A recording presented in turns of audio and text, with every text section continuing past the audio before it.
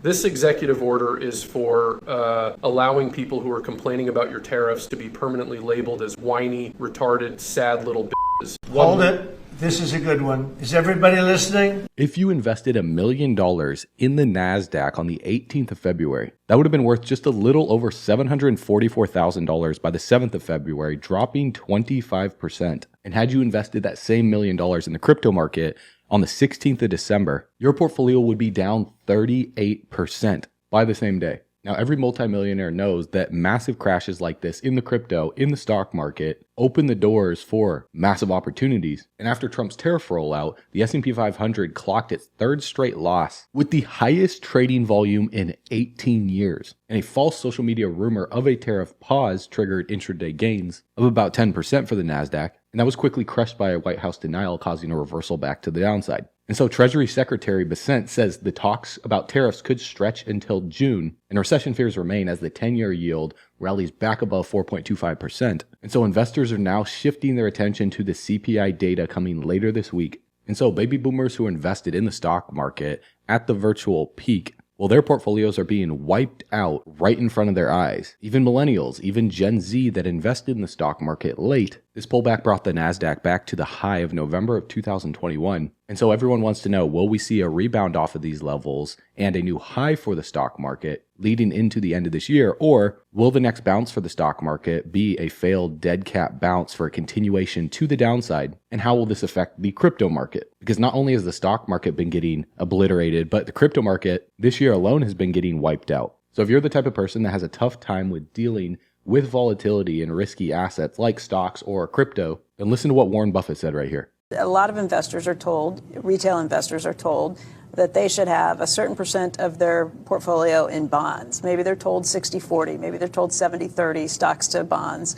That's something that you should do, and that's the safe way of doing it. What are they missing? Some people should not own stocks at all because they just get too upset with price fluctuations. If you're going to do dumb things because your stock goes down, you shouldn't own a stock at all. No, I mean, what are dumb things? Selling a stock because it goes down? Selling a stock because it goes down. I mean, if you buy your house at $20,000 and somebody comes along the next day and says, I'll pay you 15, you don't sell it because the quote's 15. You look at the house or whatever it may be. Some people are not actually emotionally or psychologically fit to own stocks, but I think more of them would be if you get educated on what you're really buying, which is part of a business. And the longer you hold stocks, the less risky they become. Whereas the longer the maturity of a bond, the more risky it becomes. Now, over the years, Warren Buffett has been growing his cash pile. In 2020, he was sitting on $128 billion in cash. And so this chart right here tells a story of what Buffett has been preparing for over the years, growing his stockpile of cash. And now Warren Buffett is holding over $325 billion in cash. He has amassed the largest pile of cash ever held by a public company. His company, Berkshire Hathaway's war chest, is more than the combined cash reserves of Apple, Microsoft, Alphabet, Amazon, and Nvidia, despite them being collectively 14 times Berkshire Hathaway's market value. So what does Buffett know that virtually all Fortune 50, Fortune 500 companies in the entire world of retail investors, baby boomers, millennials, Gen Z doesn't know? Well, we're going to discuss that in this video. On top of that, over 50 countries have reached out to Trump to negotiate trade deals. And there's a lot of talk out there about how we're being distracted, about how Trump's tariffs aren't about trade and it's not a trade war that we're in right now, and how these power moves are really about crashing the American economy, and how he's really engineering a recession to bring yields down. And it's not a trade war, it's a yield war. And so people are questioning, they are wondering if all of this is a smokescreen for a global debt reset and a setup to make XRP the new backbone of international finance. I know it sounds absolutely insane, but it's more real than you think. And as you already know, Trump declared a national emergency, giving Trump special powers, including the ability to redirect funds, impose sanctions, and regulate commerce more aggressively, bypassing congressional gridlock. So in this video, we have to discuss the effect this is going to have on the XRP price chart, with XRP sitting at $1.85, crashing from upwards of $3.30 plus, while Ripple is making massive power moves, forming strategic alliances with other companies and projects like Cardano and ADA, Coinbase releasing a massive update about XRP futures, Ripple acquiring Hidden Road for $1.25 billion, becoming the first crypto company to own and operate a global multi-asset prime broker, all while 11 asset managers with over $240 billion in assets under management filing for XRP ETFs to get a piece of the pie. Is XRP the plan all along, and what can you do to be able to prepare while the rest of the world freaks out, goes into panic mode? That way you can be able to profit during a downturn, because the largest opportunities always pop up when the entire retail market is in fear. Because like Warren Buffett said, be greedy when others are fearful and fearful when others are greedy. And as the fear rises, so does the potential for you to make as much money as possible. So if you're feeling bullish, comment 777. If you're feeling blessed, comment 777. If you're going to become the first millionaire in your family tree, confirm it by tapping the subscribe button. Let's run it.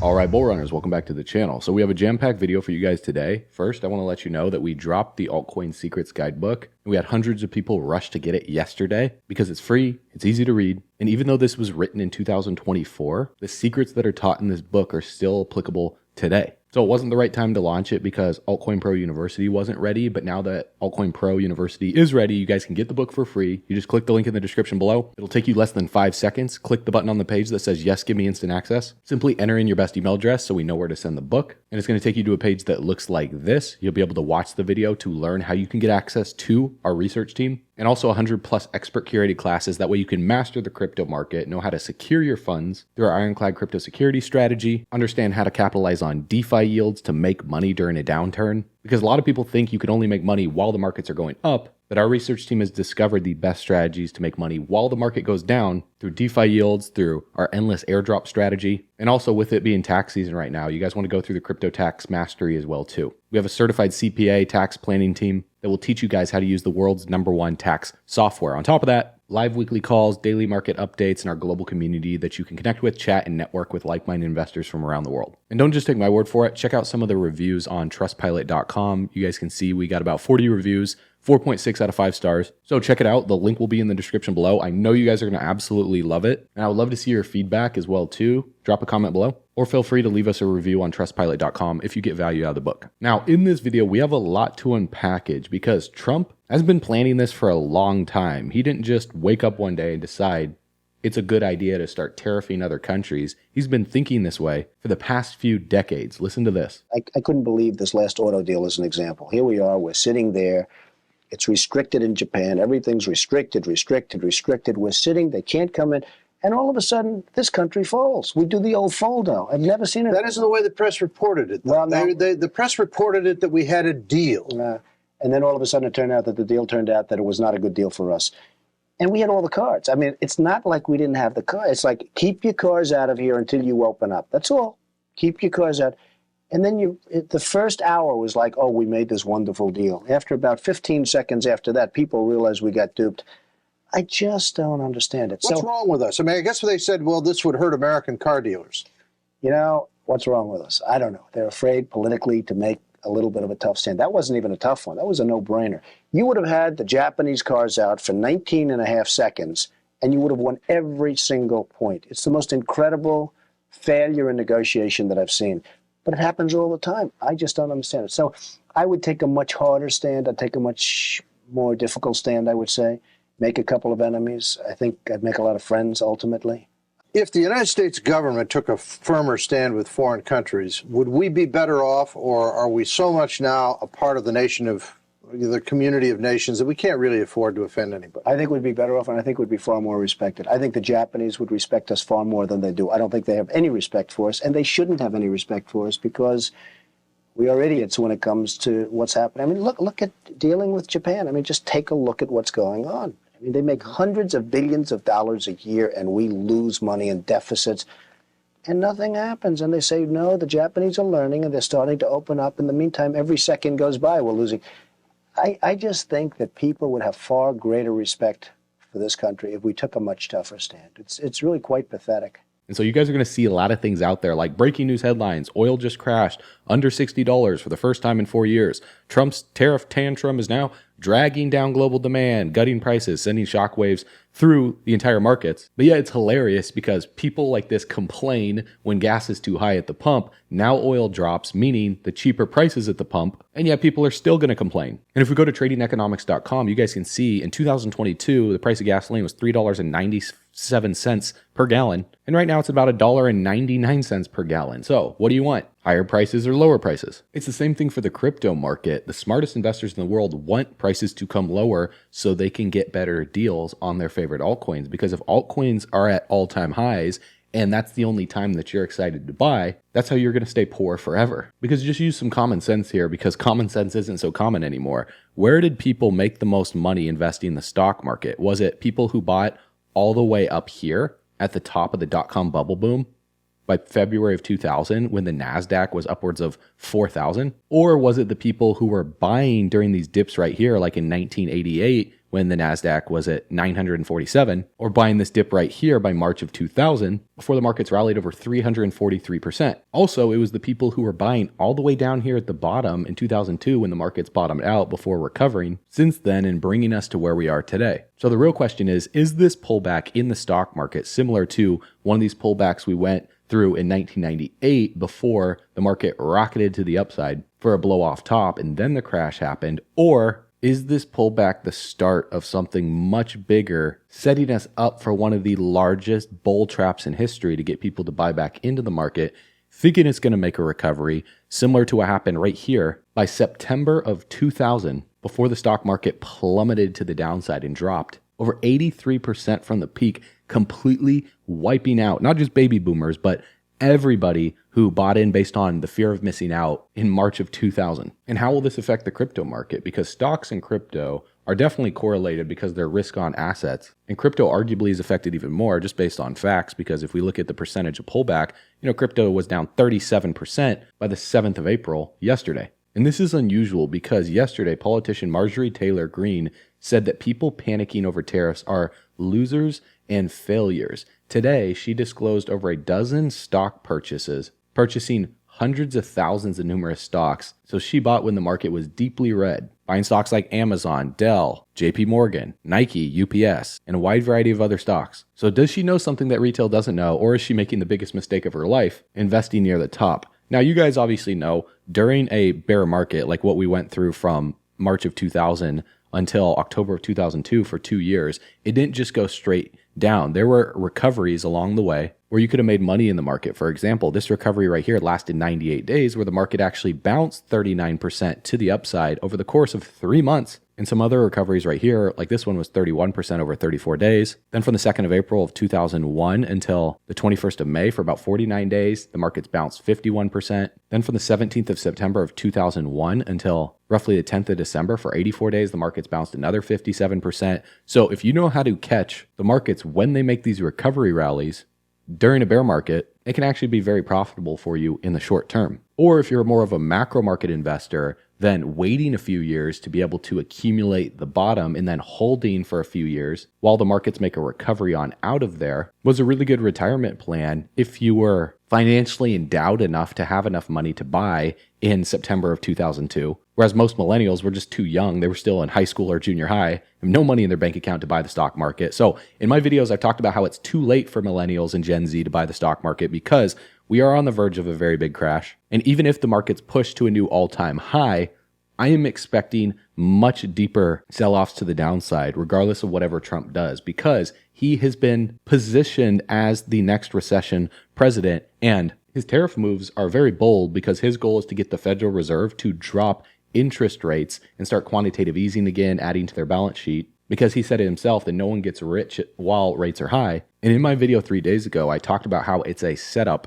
and how Trump's ultimate goal is to sway these numbers right here on the CME watch group for the target rate possibilities for the next FOMC meeting, because it was at 70% 3 days ago for the Fed to keep rates steady for the next meeting coming up in about 28 days and 22 hours. And right now, look at this, guys. It has swayed from 70% to now 48% are expecting them to keep rates steady. 51% are expecting a rate cut. And depending on how much more volatility to the downside hits the market within the next 28 days, if we see further sell off to the downside, these numbers will sway even higher in favor of a rate cut. So Trump is forcing Jerome Powell's hand to lower interest rates. And this is why the Federal Reserve announced a closed-door meeting on April 7th to discuss this. So Trump's reciprocal tariffs was very risky, but it's working. Oil prices are down. He's saying the slow-moving Fed should cut rates. Food prices are down. There is no inflation. In fact, if we go to trueflation.com, we're actually at 1.4%, down from 3% in December of 2024. So inflation is down. Trump is actually right here. There is no reason for the Fed to keep rates high right now. April 15th, 2025. This is a huge date because it's the deadline for 2 high-paying tax credits that you probably haven't heard about, but you can still get if you take action right now. We've partnered with the relief consultants who are experts in the tax code who've recovered over $100 million for their clients so far. So if you're a business owner or an entrepreneur, listen up so we can get you help and reach our goal of recovering $10 million for the Bull Runners community before the April 15th deadline. So here's how it works. If you're a business owner who had employees in 2021, then you qualify for an average $150,000 check from the Treasury and possibly more with the Employee Retention Credit Program. So if you were told in the past that you don't qualify, get a second opinion now through the link in the description below this video, because there are rules and regulations that have changed just recently. So there's a high likelihood that you do qualify now. And if you sold your business or you shut it down, you still qualify as long as you were active in 2021. So don't miss out. Schedule an appointment with the link below. Just click business owner with employees if it applies to you. There's also a second tax credit that also ends April 15th. So this is for the bull runners who are self-employed in 2021. So if you were a 1099, not W-2, and self-employment was your primary income, the Treasury check for this tax credit can go up to $32,220 with an average of $17,000. So if you were self-employed in 2021 and want to see if you haven't claimed this credit, which nobody has from our community thus far for some strange reason. We've been talking about this in several videos. I don't know, man. Maybe you just want the Treasury to keep your money. But if you want to get money back in your pocket, then schedule a consultation. Don't be lazy. Do this right now before April 15th through the link below. Just click self-employed if you think you qualify for both credits. Let the rep know on the call. And by the way, if you have your tax returns from 2020 and 2021 for this credit, it will be a faster turnaround for you. So have them ready on your call, and they can literally tell you if you qualify on your first call to get you paid. So if you need more money back in your pocket for this bull run, take action right now, click the link, and let's get you paid.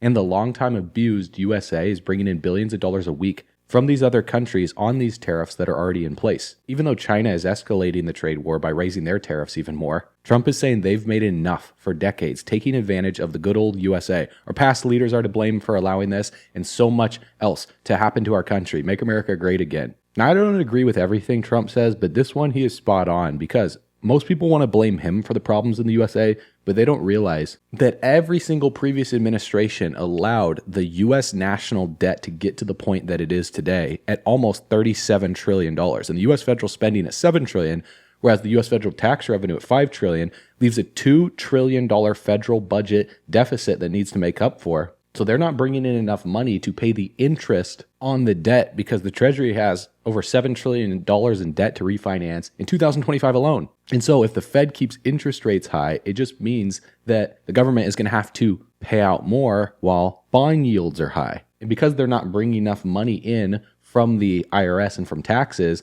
well, they could either tax you more or they could tax other countries more. So what do you want? Do you want to pay more in taxes? Of course not. Nobody does.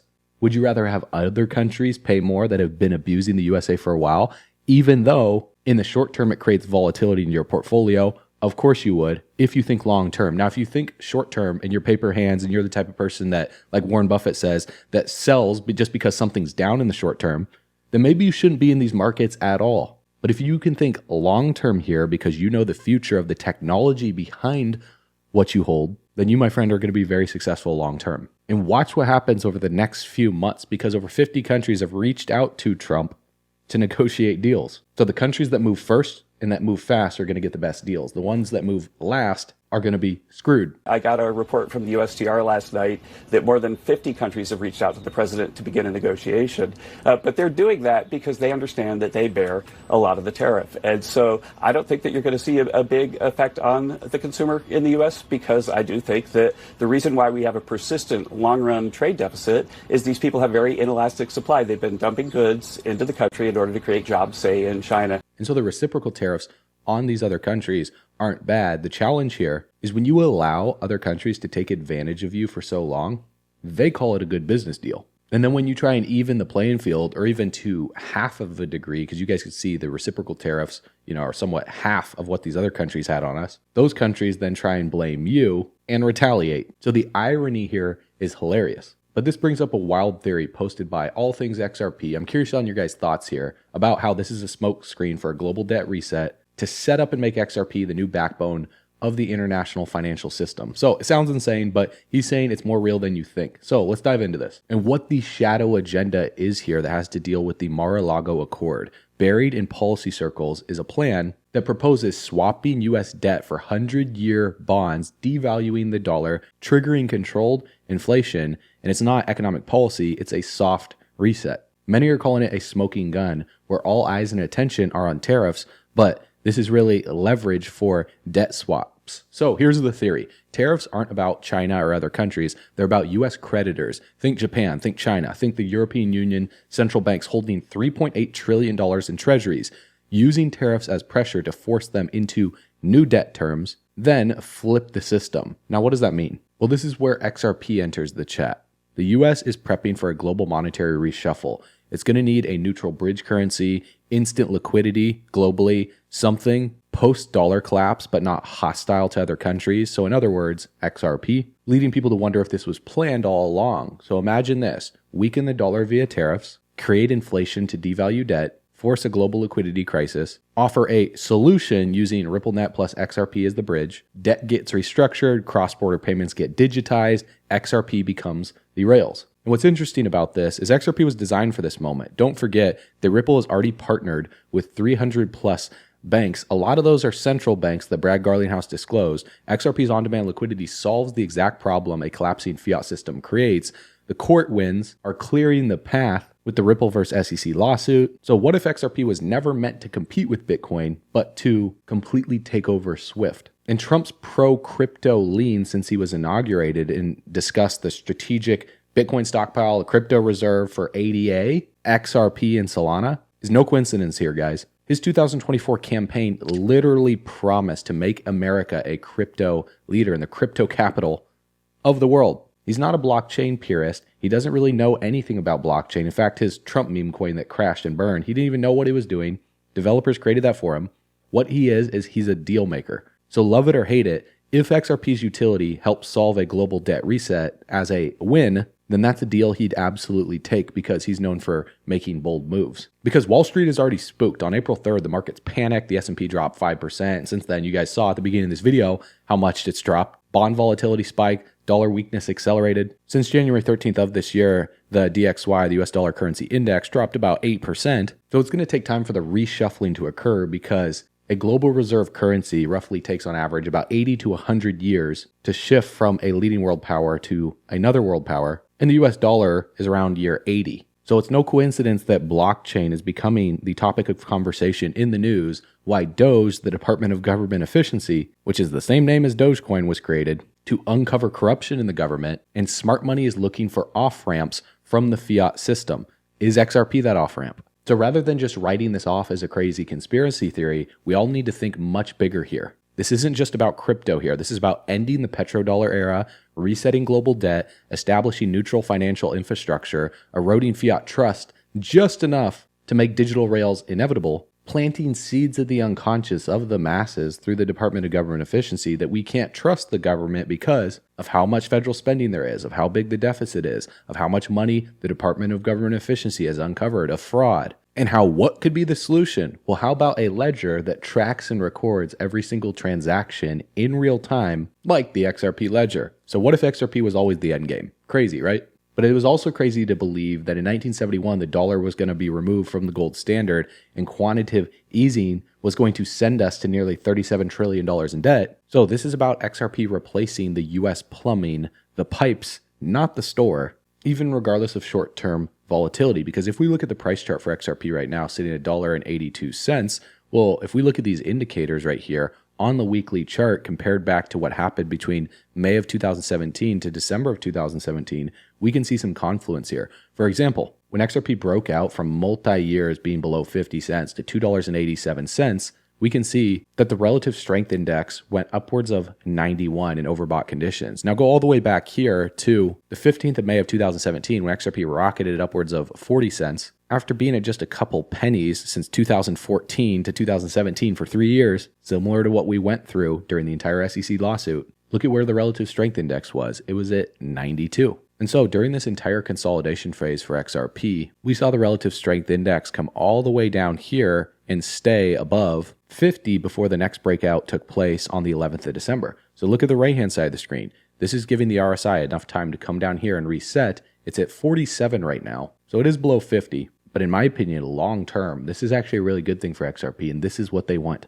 Because look at the MACD as well, too. We saw a bearish cross all the way back here on the 10th of July when XRP sold off from 22 cents, dropping all the way to 12 cents in this flash crash on the week. And on the right-hand side of the screen, we saw a bearish cross right here on the 3rd of March as well, too, when XRP crashed from $2.95 to around $1.90, over 34% in about a week. So what we're watching here on the chart is a reset take place in real time on the MACD on the weekly chart, just like we saw a reset happen all the way back here for the MACD to come all the way back down till inevitably we experienced a bullish cross right here on the weekly. By the 4th of December, an XRP's price shot up from 22 cents upwards of $3. And so if Trump can pull off a shift from quantitative tightening to quantitative easing where the Fed starts lowering interest rates, adding to their balance sheet, all while strategic players are making the shift to blockchain technology, partnering with companies like Ripple, Chainlink, Cardano, you name it, then that could be the perfect storm for what sends XRP to the upside. So rather than paying attention to just the headlines, we need to do a lot more digging. So subscribe to the channel because we're going to be uncovering some stuff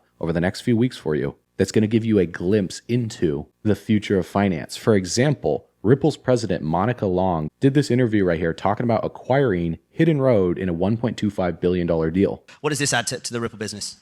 It's all coming together. So we've talked for a long while about institutional decentralized finance. Many of us here talk about institutions coming into the world of blockchain and DeFi. And this is going to blast that into a new milestone, kind of a new stratosphere. So the idea here is Hidden Road, through its prime broker business, is able to supercharge a lot of what we do. So using Ripple USD, the stable coin, as collateral for all of its prime brokerage services, as well as using XRP Ledger for a lot of its post-trade services. And Ripple just posted this saying, as tokenization reshapes global finance, by 2033, there's going to be a shift from $0.6 trillion to $18.9 trillion. Why? Well, regulation and institutional adoption is happening right now. Real-world assets like bonds and real estate are going to be tokenized on-chain, making it faster, interoperable for the financial infrastructure. And the institutions that act now, just like the countries that act first in Trump's tariff deals, will lead the next era of finance. And they posted this with a coin that has Cardano's logo right here. This isn't random, guys. XRP and ADA are cooking up something big, and they're keeping quiet behind the scenes, which is why the CEO of Cardano said this. There were some technical discussions and some business discussions, and we also wish them well on RLUSD. You know, that's a major win for the XRP ecosystem. I really want RLUSD not only to succeed on XRP, but I'd like to see it become a multi-chain asset, go across the entire ecosystem, and it'd be a lot of fun to see if we can bring it to Cardano. So that was another part of the discussions. So with Ripple having plans to bring RLUSD to Cardano, we'll see what other business discussions they had on top of Coinbase Derivatives letter right here on April 3rd, just about a week ago. It says right here, XRP futures contract to be offered for trading on exchange on or after April 21st, 2025 for XRP futures. And so why, with this bullish news right here, is XRP pulling back? Well, it's because Trump's tariff news, the volatility and the uncertainty that is outweighing bullish partnerships that we've just seen happen over the past few years. So like Warren Buffett said, when you invest in a project, you're investing in a company and the long-term viability of the problem that they're solving. So with Ripple acquiring Hidden Road for $1.25 billion, it's that allow them to operate a global multi-asset prime broker, giving them the ability to fulfill their promise of bringing digital assets to institutional customers at scale. Because to bridge traditional finance and decentralized finance, it takes time and it's very difficult to do, but all the writing is on the wall. The XRP takeover is just starting right now. 11 asset managers with over 240 billion in assets under management, Bitwise, Canary Capital, 21 shares, Wisdom Tree, Grayscale, Franklin Templeton. These are not small companies, guys. The only one that's missing on this list is BlackRock. But Larry Fink said in a previous interview that he can't talk about XRP ETF. Why? Because he's on a non-disclosure agreement, most likely. So all the exchanges in the United States were delisting XRP, and all these companies were hesitant about touching it when the SEC went on their crusade to attack crypto. Now that Gary Gensler's gone, they are all lining up with ETF filings like it's Gold Rush 2.0. And that's why I hold XRP in my portfolio for the long term, regardless of short-term volatility. Now, that's not financial advice. These videos are purely for educational, informational purposes only. I'm not going to tell you to buy XRP or sell XRP. Although I do think there's more volatility in the short to midterm, XRP could come down potentially to $1.50. It's definitely possible because we just experienced a bearish cross right here on the MACD. It needs to reset. The RSI is in a downtrend right now. The Federal Reserve hasn't dropped interest rates yet. So don't be pissed off if that happens if you're holding XRP for the long term. The best thing that you can do is prepare yourself by understanding how these markets work. And that's why we created Altcoin Secrets for you guys that you can get for free. When you click the button below, just click yes, give me access on the page. Put in your best email address so we know where to send the book. And if you want to join Altcoin Pro University on the other side to get access to our research team, then you would have been ready for this crash because our team has been warning people of what's coming for the past few weeks in the markets and giving you a strategy to be able to not only just survive, but to thrive and stay engaged because capital preservation is rule number one during consolidation periods and pullbacks. And being able to accumulate Bitcoin under $80,000 with a solid dollar cost averaging strategy during extreme fear has been historically a strong strategy. So patience is the key with altcoins, taking advantage of free money through the strategies our research team teaches with airdrops, DeFi incentives, staking rewards. This is how you stay in the game without unnecessary risk. Because these companies and these projects and these protocols, they still need users and they will pay you to participate. And so I thought this was a great post from Yoni, a part of our research team in the back office, talking about what to do in regards to leverage, watching credit markets, building your skill set so you can learn technical analysis, DeFi, on-chain navigation, market cycles, and emerging tech inside of the classroom of 100 plus expert curated classes, guys. So it's only $97 a month. It's a complete no-brainer. And like I always say, worst case scenario, you get started, you learn something new, and it's not the right thing for you. We have a 14-day money-back guarantee. We've removed all risk off the table for you. And $97 isn't going to break the bank. If you got shoes on that are Nike shoes that cost, $100 to $200, you can afford $97. And if you can't afford it, then in my opinion, you need this more than anyone else because if you have to blink at $97, then it's time to start making more money by developing the right skill sets. So step number one would be to click the link below and get the book for free. If you get value out of the book, then share it with a friend and join Altcoin Pro University today because we're setting the gold standard in crypto education as we back up our truck all the way to the bank, grab the bags, pack them and stack them, leave no bags left behind because the spending power of the dollar is just going to keep going down based on monetary print orders from the Federal Reserve, from the Treasury. Blockchain technology, distributed ledger technology, and cryptocurrencies have been going up in value over time in the macro. That's the truth. And together, we're all running to the top. I'll see you guys on the next video. I will see you on the link in the description below. As always, you know what to do. Stay bullish.